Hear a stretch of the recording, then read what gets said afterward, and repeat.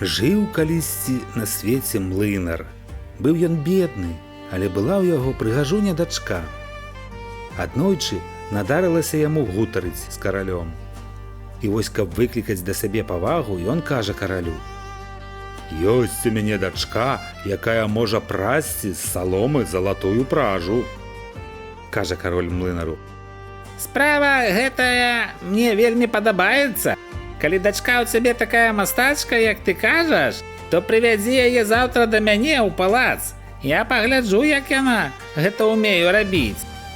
Прывёў млынар дзяўчыну да караля, адвёў яе кароль у пакой, у якім было шмат саломы, даў ёй калаўрот, верцяно і сказаў: «А цяпер прымайся за працу, але калі за ноч да раніцы не перапрадзеш усю салому ў залатую пражу, то чакай смерці».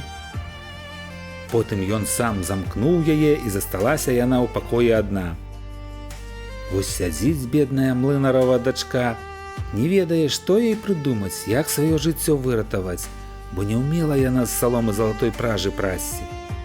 І зрабілася ёй так страшна, што яна заплакала. Раптам адчыняюцца дзверы, і да яе ў пакой уваходзіць маленькі чалавечак і кажа: «Добрый дзень, маладая млынарка! Чаму ты так горка плачаш?» «Вой!» – адказала дзяўчына. «Я павінна перапрасці салому ў залатую пражу, але не ведаю, як гэта зрабіць». А чалавечак і кажа: «Што ты мне дасі, калі я табе яе перапраду?» «Свае каралі», – казала дзяўчына. Узяў чалавечак у яе каралі, падсеў да калаўрота і тур-тур-тур. 3 разы пакруціцца кола, і вось намотана поўная матавіла залатой пражы. І так працаваў ён да самай раніцы і перапраў усю салому. І ўсе матавілы былі поўныя залатой пражы. Толькі пачало сонца ўзыходзіць, а кароль ужо тут як тут.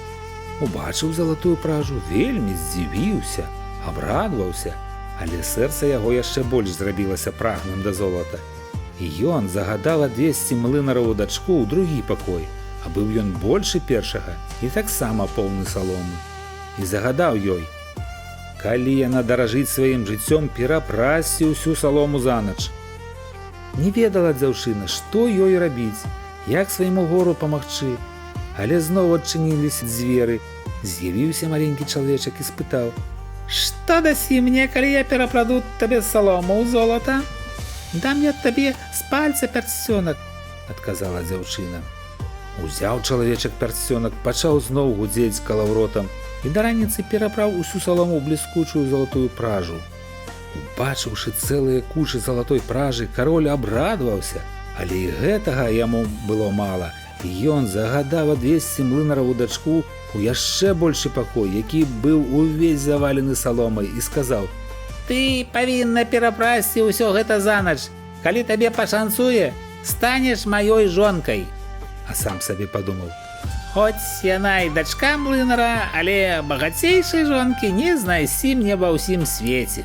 Вось засталася дзяўчына адна, і з'явіўся ў 3-й раз маленькі чалавечак і пытаецца: «Што ты дасі мне, калі і на гэты раз перапраду за цябе салому?»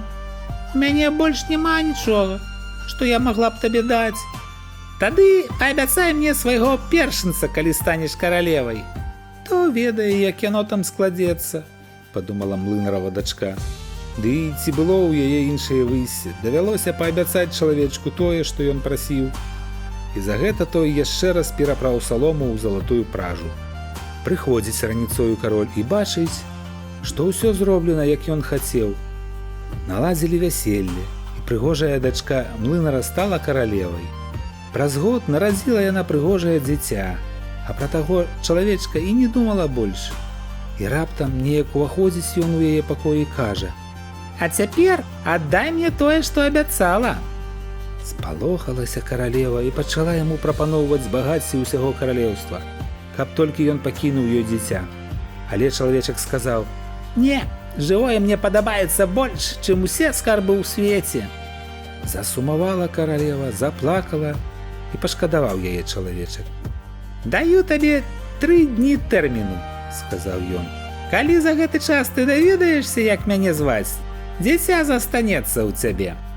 Усю ноч каралева перабірала ў памяці розныя імёны, якія калі-небудзь чула. А ганца накіравала ездзіць па краіне і збіраць усе імёны, якія існуюць. На другі дзень з'явіўся маленькі чалавечак, і яна пачала пералічваць усё, што ведала, пачынаючы з Каспара, Мельхіора, Бальцара. Але на кожнае імя чалавечак адказваў: «Не, мяне завуць не так». Тады каралева загадала даведацца, як завуць суседзяў. Цяпер яна называла чалавечку самыя рэдкія імёны. «А можа, цябе завуць Рэпенбіст? Або Гамельсвадзе? Або Шнюрбейн?» Але ён адказваў: «Не, мяне завуць не так». На трэці дзень вярнуўся ганец і сказаў: «Ні аднаго новага імя знайсці я не змог. Але вось калі я падышоў да высокай гары, парослай густым лесам, дзе жывуць адны лісы ды зайцы, то ўбачыў маленькую хатку. Перад ёй гарэў касцёр, і праз яго скакаў смешны, цікавы чалавечак.